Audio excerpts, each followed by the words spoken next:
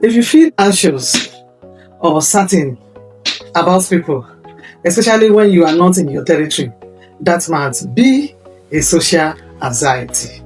A social anxiety is a fear of being judged, embarrassed, judged in a social situation. Social anxiety can be caused by past embarrassed situation experience. It can also be a low self-esteem, fear of rejection, or lack of social confidence. Some people are just like that. Maybe out of the experience they've had so far, maybe they have embarrassed them in the social situation. So this could develop into a social anxiety.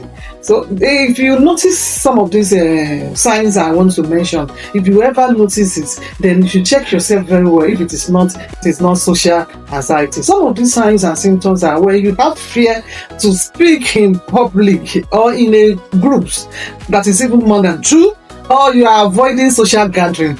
Some people cannot even go to any social gathering. They avoid it. Or sometimes you overthink conversations. When you get home, you start thinking, did I say it well? Did I not say it well? Always worrying about what others are saying behind you, what others think of you. That is a complete social anxiety. And if you have one, you need to work on it.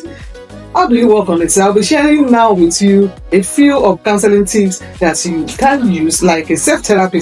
I used to tell you that a self-therapy is like emotional first aid. So now what you need to do is to first, stop and challenge your negative thoughts about yourself. Stop focusing on yourself. Focus less on yourself. Stop criticism. Stop criticizing yourself. Some people are fond of criticizing themselves and having a negative thought. You see yourself is the way others will see you. So you should stop the negative thoughts about yourself. You are bound to make mistake. So you don't over-criticize yourself. When you start over-criticizing yourself, what issues? Because it can lead to low self-esteem. And these are part of the reason why when you are outside your territory, you feel sad and you are not comfortable with it, which may lead to social anxiety. So when you find yourself that you have to be in a social setting, for instance, sometimes you will need to prepare 1 or 2, 3 things that you want to say. Your conversation with people, you need to prepare towards it. And then when you are in a conversation, in a public setting or in a social setting, don't focus on yourself.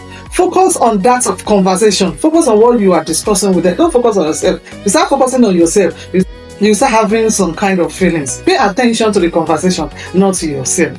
You see, you can start small. When you start small, practicing make perfect. When you start small, then you get there.